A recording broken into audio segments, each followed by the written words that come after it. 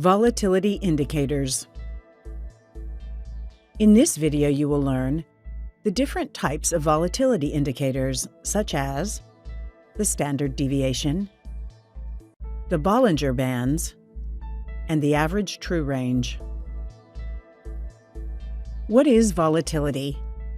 Volatility measures the size and frequency of changes in the price of a security.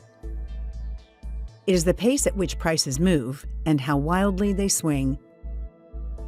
Generally, changes in volatility tend to lead changes in price. The higher the volatility, the riskier the security. Volatility is either measured by standard deviation or other technical indicators. The standard deviation is the most commonly used tool to measure volatility. It measures the difference between the actual price and its average value. The larger the volatility, the higher the standard deviation. Standard deviation is used to measure the price variation of a security and thus its relative risk. To calculate the standard deviation, first calculate an X-period simple moving average. The default period used is 21. However, in our example, we will use a 3-period moving average. Average 3 closing prices of 75, 65, and 55 gives us an average of 65. The second step is to determine each period's deviation from this average. Our first close is 75 minus the average of 65 results in 10. 65 minus 65 is 0, and our third point, 55 minus 65, results in negative 10. Next, we sum the squares of each period's deviation. Negative 10 squared plus 0 squared plus 10 squared equals to 200. Divide this sum by the number of periods used. In our case, 200 divided by 3. Finally, we calculate the square root of this result, and we get 8.16 as the standard deviation.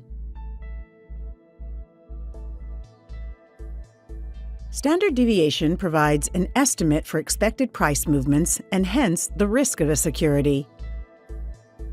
Price moves greater than the standard deviation show above average strength or weakness. These moves are used to spot overbought or oversold price conditions. Another volatility indicator is the Bollinger Bands. This volatility indicator was named after its founder, John Bollinger. He wanted to create a dynamic price channel that follows price movements and accommodates for volatility at the same time.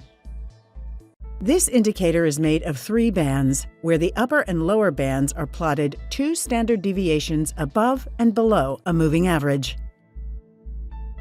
Because standard deviation measures volatility, bands will be wider during increased volatility and narrower during decreased volatility.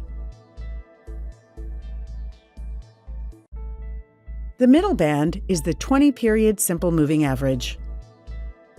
The upper band is plotted 2 standard deviations above the 20-period simple moving average. The lower band is plotted 2 standard deviations below the 20-period simple moving average. The most popular way of using Bollinger Bands is the squeeze. When standard deviation has low values, the bands squeeze and come near each other, implying low volatility. Low volatility begets high volatility. So when the bands squeeze, it provides a signal that a large move, up or down, is to be expected. A bullish signal is given as soon as the body of one of the candlesticks closes above the upper Bollinger Band. A bearish signal is given as the body of one of the candlesticks closes below the lower Bollinger Band. One of the signals from Bollinger Bands is a W bottom. The W bottom forms in a downtrend and indicates to a bullish reversal. First, a bottom forms below the lower band. Then there is a bounce towards the middle band, and then a new bottom is formed above the lower band. The pattern is confirmed after a move above the last top.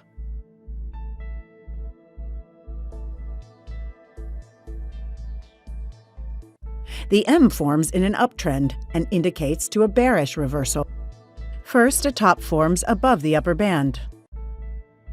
There is a correction towards the middle band, and then a new top is formed below the upper band.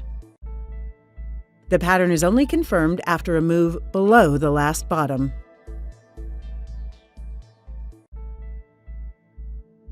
Bollinger Bands also show whether prices are relatively high or low. Reaching the upper or lower bands indicates the movement is far-fetched and a correction is expected. If, after reaching the upper band, prices cross below the 20-period average, the lower band becomes the target. If, after reaching the lower band, prices cross above the 20-period average, the upper band becomes the target. Walking the bands. During a strong trend, prices can move alongside the upper or lower bands with many touches without correcting in the opposite direction. This is what is known as walking the bands. Strong trending prices will fluctuate between the upper-lower band and the 20-period moving average. A crossing beyond the moving average alerts for a trend reversal to the opposite side. Average true range is another volatility indicator that was developed by J. Wells Wilder. Using a volatility formula based only on the high-low range will fail to capture volatility from price gaps. This is why Wilder created the average true range, to capture this missing volatility. The average true range does not provide an indication of price direction, just volatility. True range is defined as the greatest of the following values: current low minus previous close, current high minus previous close, or current high minus current low. The average true range is a moving average for a true range for a specific time period, usually 14 periods.